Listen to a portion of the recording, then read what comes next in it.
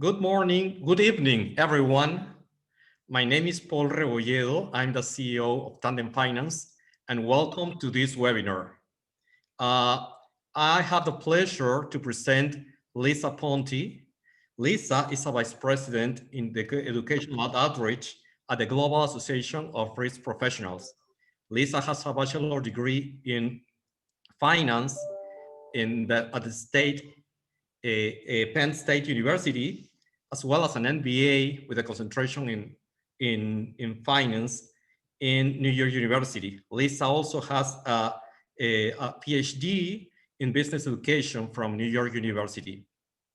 Thank you, LISA, for being here.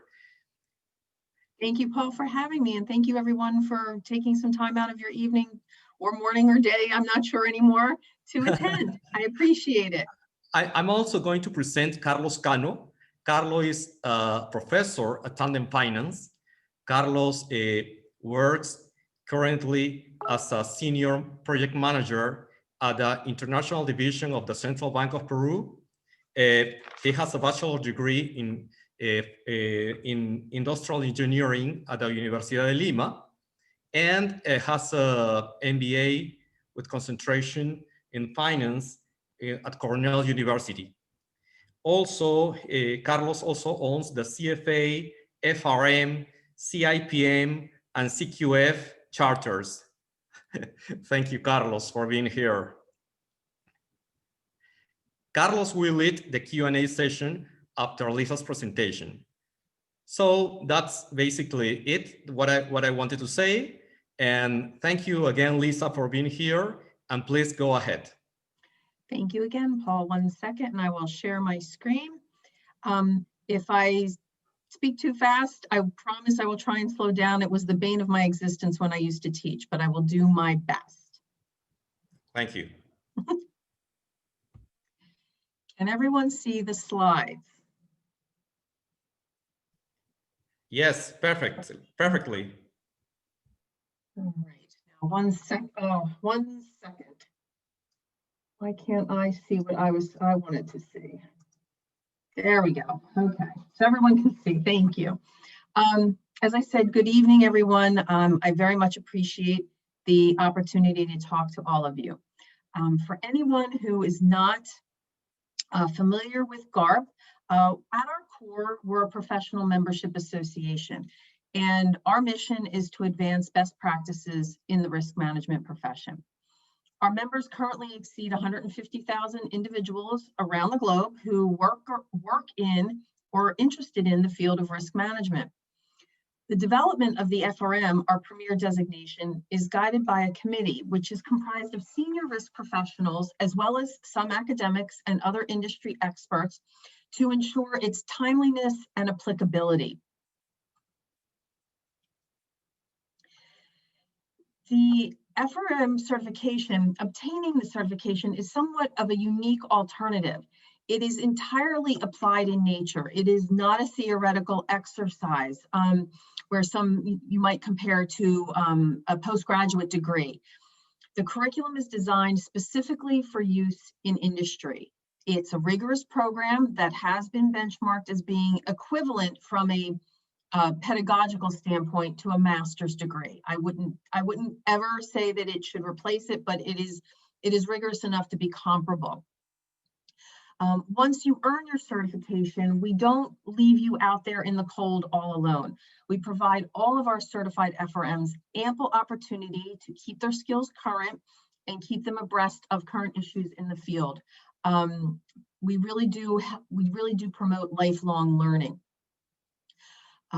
Starting with May 2021, which is the next exam cycle, which will open in December, our move to computer-based testing, as well as the inclusion of additional testing windows for July in particular, it'll provide some flexibility to our candidates to help them in scheduling their exams. Many people are working professionals, and ending this year, our exams were given on 2 days each year, mid-May, mid-November, and if for some reason that date didn't work, it could be problematic. Now there'll be a little bit more flexibility for our candidates. It remains entirely possible to complete both exams within 1 calendar year at a total cost of equals USD $2,100, including exam registration, materials, etc. More detailed information on this can be found on our website. And as I mentioned, the next exam cycle will open on December 1st, where registration information will be available. We have been administering the FRM exam since 1997. We developed this program under the guidance of risk practitioners and academics. And the certification is designed to assess your ability to measure and mitigate financial risk. Since we first administered the exam, we now have more than 62,000 certified FRMs globally. And in 2019, we had more than 81,000 registrations. This year, I don't have data yet for 2020. It's probably a little bit different in the era of COVID. For people who might be thinking to work in other countries, to work abroad, it's worth considering that the FRM curriculum and the exam, they're standard no matter where you study, whether you study and sit for the exam in Peru, in Singapore, in New York, in Toronto, wherever. You're studying the same material, the same information. So passing the FRM exam is a signal to an employer of a mastery of a common body of knowledge, which is slightly different, as you may understand, in a degree program. You may, universities may have labeled degree programs differently, but an employer may not actually know what it is you learned in that degree program. I have an MBA with a concentration in finance. The courses I took may be slightly different than Professor Cano at Cornell. And so it may make it more difficult for an employer to immediately understand what it is you are knowledgeable about. And we undertook the benchmarking of the FRM by the UK National Recognition Information Center in order to allow FRMs to obtain confirmation of what the FRM certificate is equivalent to. Often when you wish to go and be employed in other countries, they may have local educational standards that are required by these international employers, and you would be able to demonstrate, I have this certification and it is equivalent to an EQF level 7, for example, if you wished to look for a job within the EU. More information about this can be found on our website, but you can go directly to NARIC as a certified, and they will provide you with documentation to illustrate what the certification is equivalent to. And as I said, it can be very important if you are looking to travel abroad and be employed elsewhere. Now, while the FRM certification is more focused than, say, perhaps the CFA, or more focused than an academic degree, that's not to say that the skills and knowledge that you would develop in pursuit of the FRM only has one application. There are actually many different applications of what you would learn in pursuit of the FRM. There's not just one career path, not one area where FRMs work. You could apply the knowledge you gain from our program to any one of these areas here, depending on where your interests are, perhaps your prior work experience. Obviously, banking might come to mind first, but it isn't the only way to go. You can look within a bank, you can work in credit risk or market risk, lending. You could be involved in stress testing. There are non-financial risks where you might get involved in operational risk, or perhaps in a broader, more enterprise risk management program. FRMs work in the treasury function, where you're looking at the funding requirements of your own firm and managing your liquidity risk. We do cover concepts related to risk-adjusted performance, which would be applicable to the investment management and trading area, although admittedly, and Professor Cano can probably comment on this if the question comes up, that is probably more the domain of the CFA, which is perfectly a valid comment, but it is something that we do cover. Some of our FRMs work in the regulatory field. While we don't drill you on details of Basel regulations, we do want our candidates to understand what the regulations are trying to achieve. understanding that not every financial institution, not every organization is subject to these types of regulations. So we really want you to understand, why regulations exist and what they're trying to achieve, rather than the nuts and bolts of the regulation itself. You might look in the area of corporate audit, or in model construction and validation, or if you're just interested in research. There are a lot of different areas where you might apply your skills. If I pulled together 3 other FRMs, I bet you I could find all of them working in a different field. So while it is focused, it's not going to limit you.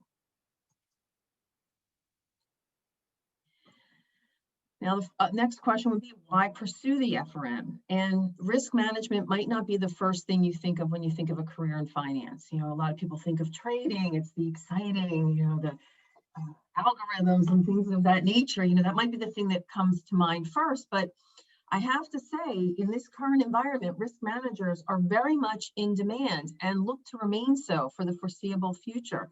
I just happened to pull a couple of headlines, in this year, the pandemic. I mean, that's not necessarily, there are risks, there are financial risks to the pandemic. And, a lot of companies are suddenly scrambling, saying, we need people that can assess this and tell us, what we need to do, what we need to be looking at.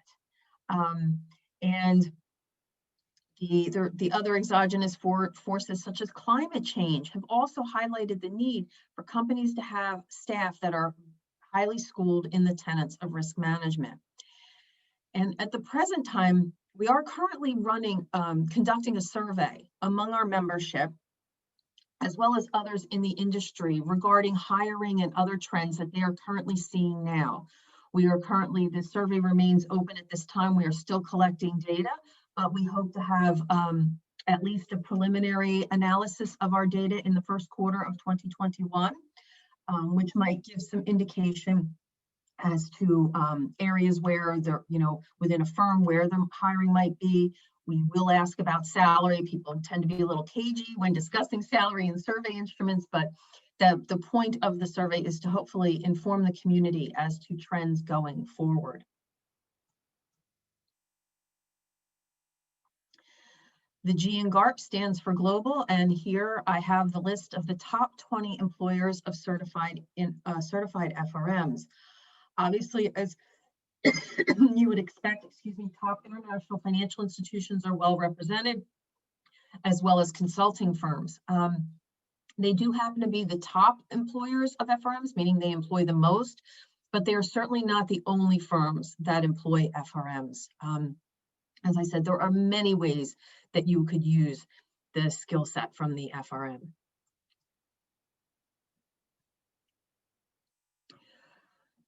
One of the things I mentioned at the start of the presentation is that the FRM is a very applied undertaking. It is specifically designed to provide working professionals with the tools they'll need to perform their jobs. And one of the ways we ensure that this happens is by conducting what we call a global practice analysis. We conduct this analysis every 3 years. And through this endeavor, we survey practitioners from around the globe, not just within our own membership, not just our own certifieds, because we want to look outside as well. But we survey practitioners globally to ask them, what is the required body of knowledge for a risk manager today? Things evolve over time. Now, our last survey conducted received over 3,200 respondents from 125 countries and territories. So it's not just a US survey, it's not just a Europe survey, it is a global endeavor to really get at what is important for people to know. Many of the respondents were from banks and consulting firms, as well as asset management firms. And based on the survey, we had identified these top 10 tasks that risk managers actually do. I often find that that's a question some people will have when they're not in the field, like, what does it mean to work in risk management? What do you do exactly? If I say I'm an auditor, people might have a general idea of what I do, or if I say I'm a bond trader, they have a general idea of what I do. If I say I work in risk management, they may not have a real grasp of what they do. And so the individuals in our survey identified these top 10 tasks. And a lot of them, as you might look, are very qualitative in nature, you know, communicating with stakeholders, analyzing risk drivers and the connections within a company, you know, what is driving our risk? How is that impacting each facet of the company? Identify where these risks reside, in what departments, who owns these things. You may be doing modeling. You may be monitoring exposures, things of that nature. So there's a lot of actual concrete tasks that risk managers do. And as we learn about these through these analysis, we look at our curriculum to make sure that our curriculum will support you in learning how to do these things, so that when you get a job, you are well prepared. Just some nuts and bolts about the program itself. As I said, the curriculum would then be evaluated and modified periodically based on our survey results. The certification itself consists of 2 4-hour exams, part 1 and part 2. Part 1 is 100 multiple choice questions. It's given it over a 4-hour period. And this is really a foundational knowledge. You're building the knowledge of risk management and what tools will be at your disposal. So there are 4 broad domains within part 1: foundations of risk management, quantitative analysis, financial markets and products, and then valuation and risk models. Those percentages indicate the percentage of the exam that each of these topics comprises. So fairly evenly distributed, not completely, but close. Part 2, on the other hand, is an 80 multiple choice question, excuse me, that you have 4 hours to complete. And this is where you're going to apply the tools that you learned about in part 1. We take a deeper dive in part 2. Oops, sorry. I apologize. I can't touch the cursor. I forgot. Sorry, I do apologize. We take a deeper dive into the specifics of market risk and credit risk. And as a result of our most recent global practice analysis, we revamped the operational risk section to look more at operational risk and resiliency. And we added a section on liquidity and treasury risk management, as this has been deemed as becoming, you know, taking more prominence within a risk manager's role. So we want to make sure that our candidates are adequately prepared. And so again, these percentages would indicate to you approximately the level of the number of questions within each exam. And as I mentioned, we will be transitioning into a computer-based test. So there will be separate windows for part 1 and part 2, and you'll be able to find out more details about registration on our website.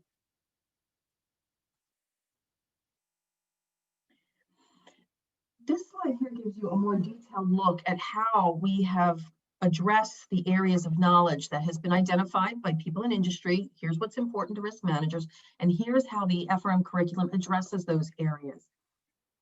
Each area, each foundational area of knowledge that has been deemed important can be specifically mapped to one of the learning domains in part 1, whether it's foundations of risk or the financial markets and products section, quantitative analysis, where you get into all the statistics and much of the number crunching, as well as valuation and risk models.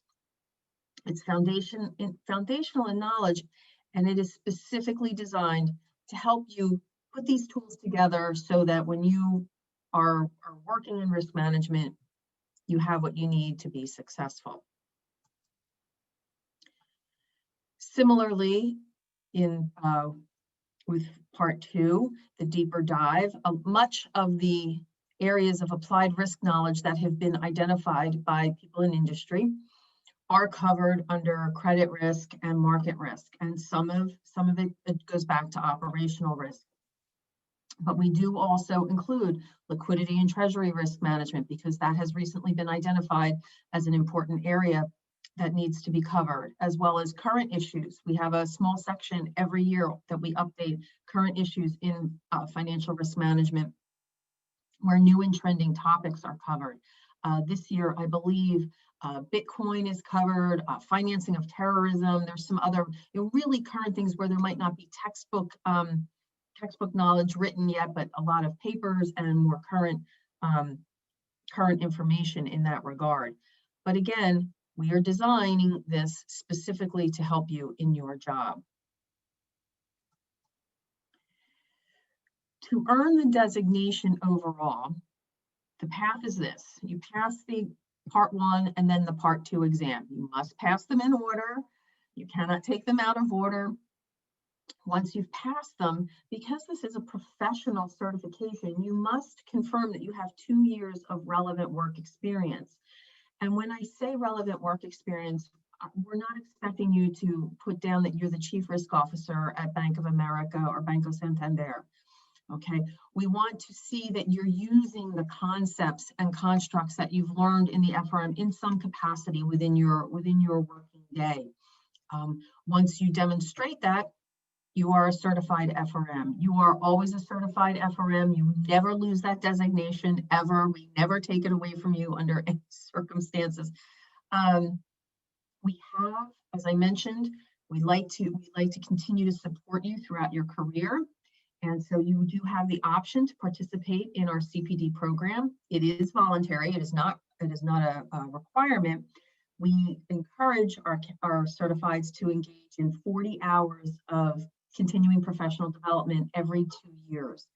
And while it is voluntary, we do endeavor to make sure that we offer a broad range of activities, whether it's papers, a webinar, a podcast, attending a conference. We make our certifieds aware of all sorts of different opportunities so that you can keep your skills current. Someone who earned their designation in, say, 2002 is a much different risk manager now in 2020, right? So we do try and help you stay current. And one of the things people might want to consider is that participating in activities of this nature is a really great signaler to your industry, committed to your firm in staying current and being a lifelong learner.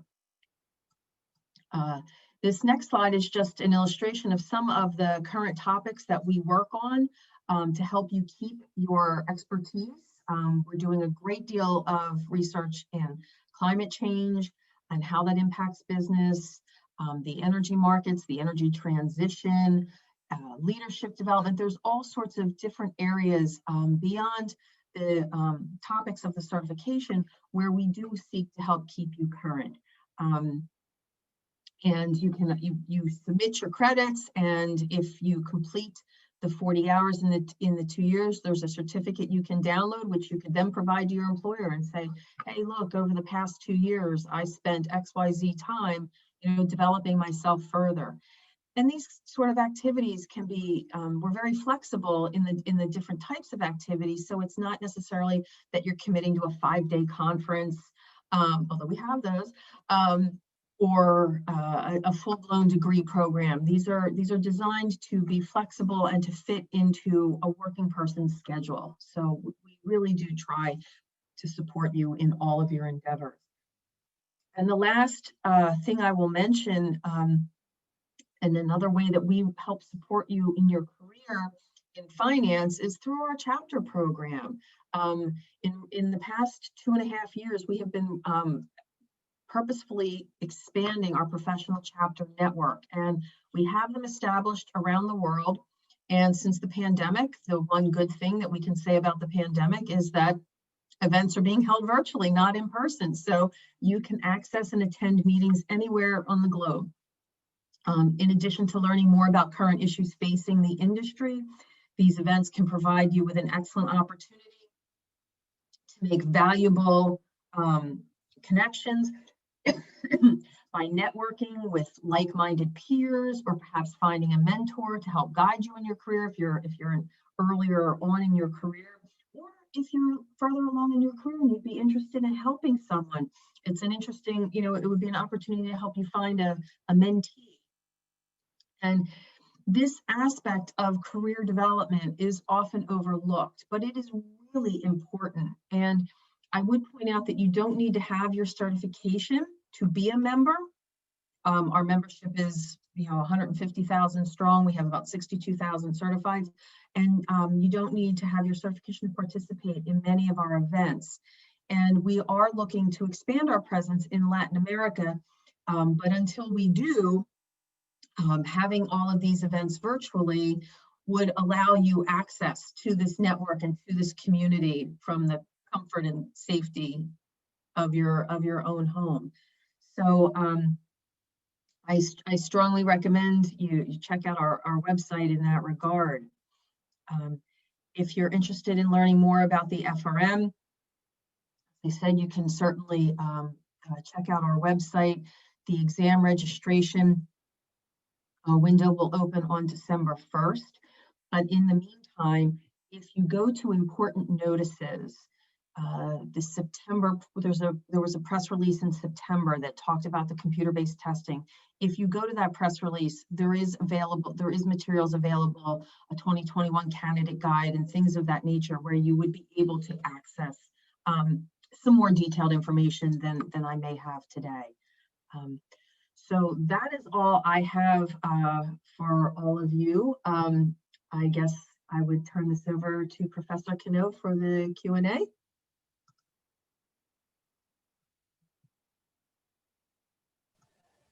Thank you very much, Lisa, for such a wonderful presentation. I think every point that was made in your presentation was pretty clear to everyone. So I don't know if there is any questions from the people that are participating in this conference.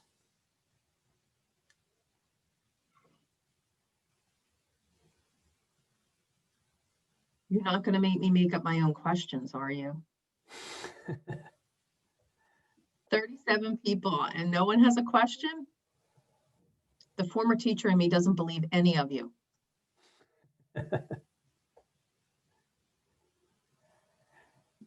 If you want, you can write the questions and in the chat, and I can make the question to Lisa if you want. Okay, Carlos, I'm going to ask you the, oh, wait, we have one. So I don't have to ask the one that everybody wants to ask and no one ever does. Great.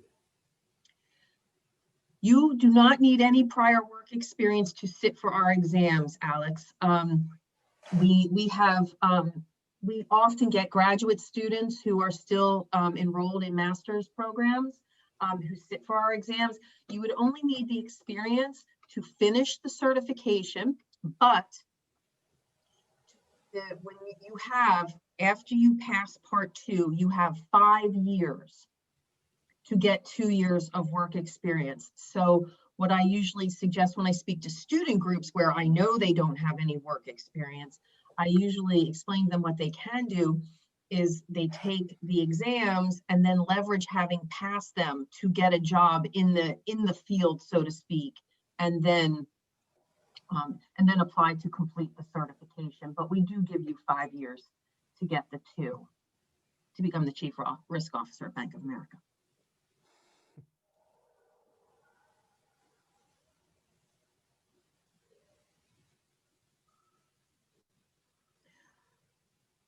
Okay. The exam, where you take the exam, Frank, doesn't, it's standard globally. So a firm in the US would know exactly what you know. Whether or not their hiring issues is a completely separate issue. But yes, you could, even if you sat in Peru, it doesn't matter. It's the same exam. Investment banks, sure, you could absolutely apply to an investment bank. As I said, it does also demonstrate a common body of knowledge, whereas an employer might not fully know where you went to school and what you study. It can be helpful, but it's not a guarantee. Sadly, there are no guarantees. There's I don't know who TO147. I have this one. Does earning the FRM make one more eligible for graduated programs? I guess it means that if you fulfill some requirements to apply to graduate program if you have the FRM certification. Maybe I think it's particular to every school, right? Because I know there are some graduate schools that can validate some of the courses if you have an FRM. I think that's some of the cases that I know. I don't know, maybe you know something else about that. We have a couple of academic partner programs who programs in the States. I think there's one program in Europe that have specifically provided exemptions from the GMATs, the standardized test that they take in the States.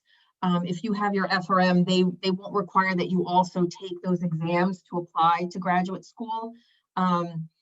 There's a couple of them, and if they have any sort of a waiver, it should be noted on our website.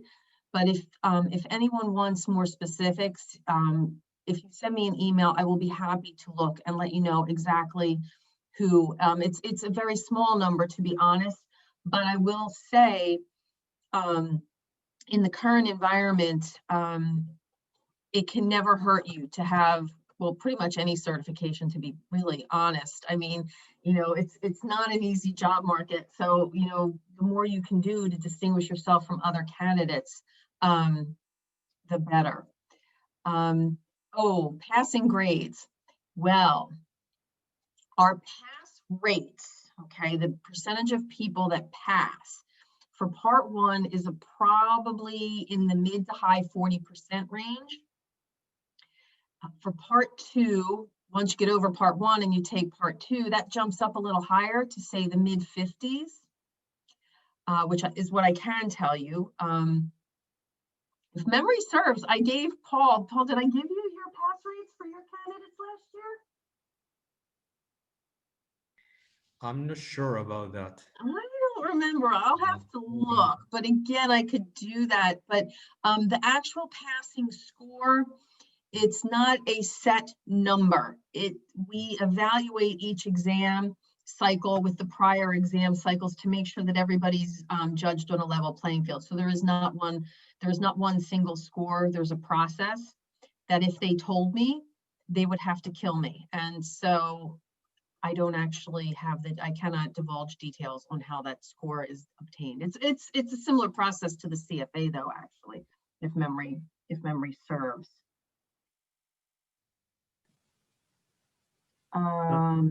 Between FRM and other risk certifications. Well, I can tell you quite readily the difference between the FRM and the CFA, or the other certifications that Professor Cano has, and I'm sure he could comment on those as well. What I have learned anecdotally is that ours is probably the most rigorous of the risk certification exams. There are others. We are not the only one, but we are probably the most rigorous. So that may appeal to you, or that may make you want to run in the other direction. I'm not sure. Maybe I can help you in this one also. Sure. As Paul mentioned, I have 4 international certifications, and one of my main goals was to have a certification specialized in risk management. And I do the due diligence by the time when I was preparing myself for this certification, and based on the information that I gathered in the internet and talking with my colleagues in the central bank, with other friends from the grad school, I think the FRM is the most renowned risk management certification in the world. So that's the reason why I picked that one. So I think you should take that into account. Thank you. The conditions on the January exam, Aldo, from your lips to God's ears, honestly, we plan right now, anybody that has been postponed, we are hopeful that January will move forward. That is a highly fluid situation and is completely, reliant on local authorities. If they tell us we can't have a group of XYZ size, we simply can't do it. And so Where we've been able to, we have moved exam sites if we can get space to space everyone out properly. Honestly, I do not envy our exam administration team even a tiny little bit this year. They have been working so hard, but it is our intention to, if we are permitted, to administer those exams. Now, that being said, if you individually are uncomfortable or there is a reason why you personally cannot make the exam related to COVID or anything of that nature, all you need to do is email member services at garp.com and just tell them what happened, what your issue is. And please, if you don't hear back from them immediately, rest assured they will get to you. The fact that you emailed them puts you in their queue and they will get to you. It's just that, we had, I'm thinking, and this is a rough figure, so nobody quote me on it, probably over 70,000 registrations this year, which all things considered is, miraculous. But the places where we've had to have site postponements, New York, Toronto, London, these are large sites for us. So this is thousands of candidates we're working on. So please don't feel that you're being ignored, or that the fact that you emailed them and didn't hear back doesn't count. It does. That being said, if you get really, really panicked, you can email me and I will try and help you as best I can, but that is our intent. You're very welcome. Lisa, I have a question actually. What is the trend in Latin America of people that want to obtain the FRM certification? Is there an increased demand for obtaining the FRM during the last few years? The trends I have seen have been, to be honest, Paul, a little mixed. Like, we had seen some growth like 2 years ago. Some of the countries in LATAM had increases. Then a couple have fallen off. But again, this year it's been very tough for me to look at most recent data. I do know from our side that we expanded our business development team. We have a native Spanish speaker who works with me out of our head office in New Jersey.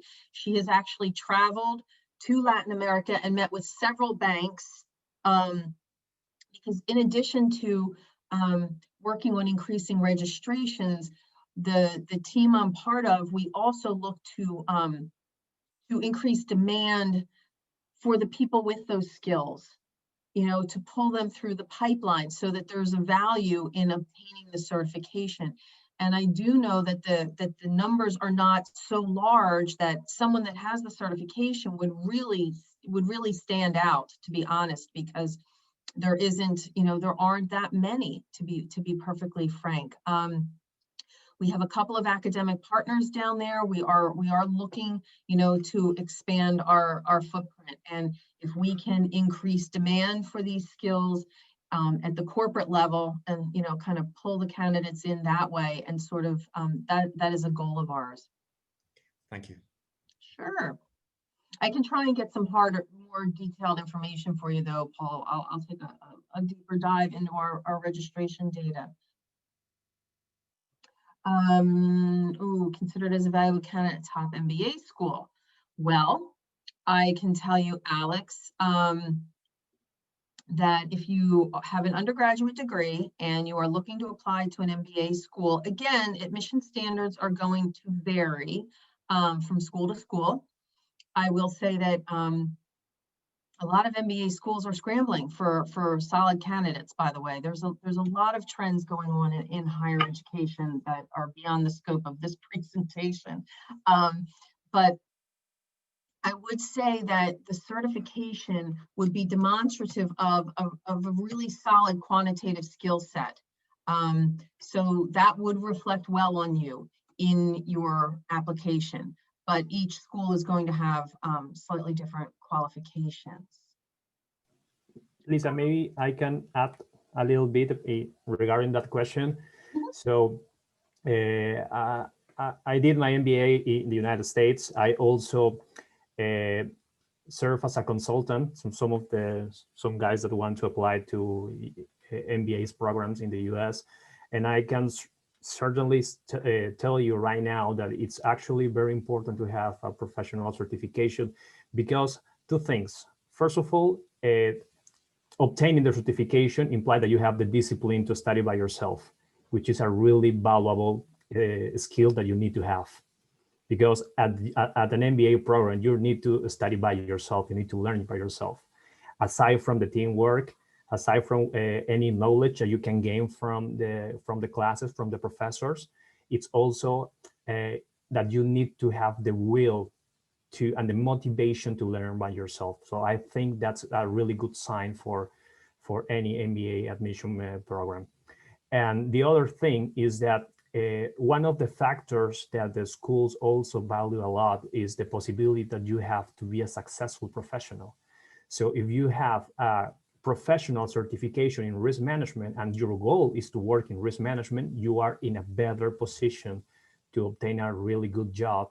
And in that way, you are a better candidate for the program.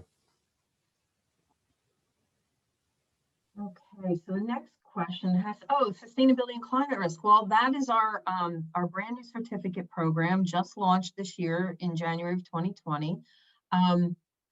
That program is the result of several years of research and analysis on required skills. And honestly, I think it's a very interesting program as well, in that it looks at the issue of climate risk a little bit differently.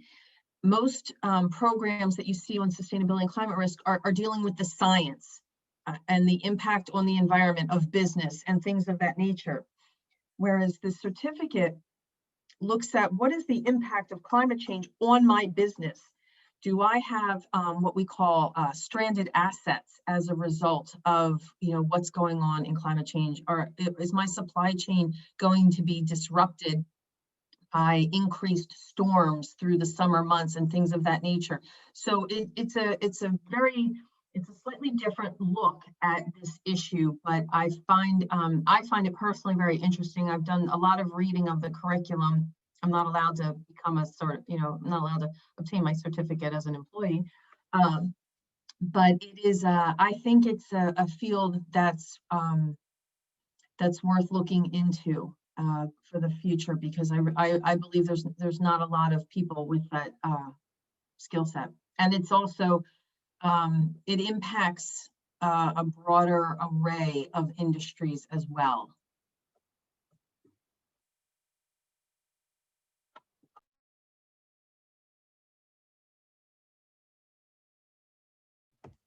I have another question, Lisa. What are the events that you offer when you finish the FRM program? Like I know you have an annual conference, which is particularly very interesting. And what are also the kind of networking activities that you've done after you reach the Sure. certification? If you're on our mailing list, you may have already heard about our convention for 2021. It will again be virtual. It was virtual in 2020, of course. It's held every year. I'm just pulling something up for us right now.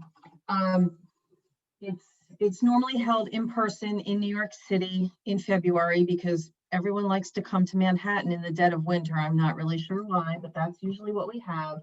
But to be honest, we have a couple of different types of events. We have events that are for our broader community that do not require that you hold the certification. These chapter events, we have one actually this week that's looking at rollover risk and overnight term rate benchmarks for people that work in the industry. LIBOR has gone away, and now what are people going to replace it with? What are they going to be pricing their contracts at? So there's going to be a discussion about other overnight, risk-free rates, and that's being hosted by which chapter? I think it's our chapter in Germany, but I'm not sure. But again, these are all being held virtually. So the only stumbling block is the time difference, I suppose. But most of these events, many of these events are recorded and can be viewed later. If you go, we also, for our certifieds, will often host smaller, like virtual roundtables. Before COVID, we used to actually host networking receptions where we would host it at a restaurant or a local, well, bar, but just for people to get together and meet each other and talk about, you know, whatever. Since COVID, we've been doing these a little more structured, because being online, it's a little difficult to have the conversations that you might have while you're standing at a cocktail party. But we have an events calendar, and we have one on ESG in the economy and the financial sector on December 3rd, alternative data and artificial intelligence on December 10th. So there's a lot of different topics, and we actually look to our certified community for subject matter experts. So if there's something someone's working in that they're interested in and want to talk more about, we'd be happy, you know, to help organize something around that. But they can be, you know, some of them might be a little more geographically focused. Like we have one on Taiwan's implementation of Basel's IRB. Well, that might not be of interest outside of Asia, admittedly. So, but more of the topics tend to be a little bit broader. We hosted a two-part climate risk symposium, which was very interesting. I actually attended it. We had a panel of expert speakers who presented in the first session, and then the second session, the same panel was the panel was back, but they had this interactive scenario where we talked about a fictitious company, and they gave us options like, okay, so here's the situation, what would you do? And everybody voted, and then based on what we decided as a group in the majority, we followed where that company went. And so did we want to support the supplier in India, or did we want to stick to our green initiatives, things of that nature? It was very interactive. It was really interesting. And we're working to enhance all that.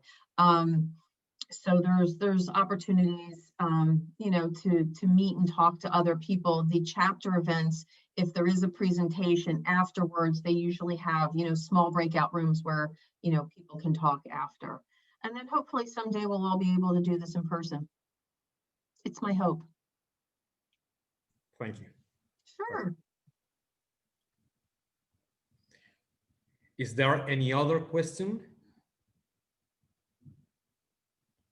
Well, if there isn't any other question, I will thank you. I thank you, Lisa and Carlos, for your excellent presentations. Lisa, I think your presentation has been terrific for us. We think it's going to be very valuable for all the people who attended this webinar, and we hope we can get together again in any other webinar soon. Thank you very much. Thank you, Paul. I put my email address on the chat board. If anyone comes up with something that maybe they were a little shy about, you feel free to email me, but I'm warning you now, I'm off the rest of the week, but I will get back to you as soon as I get back into the office after our Thanksgiving holiday, I promise. Perfect. Thank you so much, everyone. Muchas gracias a todos por su participación. Tandem seguirá haciendo webinars de ese estilo para el beneficio de todos los oyentes. Muchas gracias, Carlos, Lisa. Hasta luego. Thank you very much. Thank you. Bye-bye. Bye-bye. Good night. Bye-bye. Good night.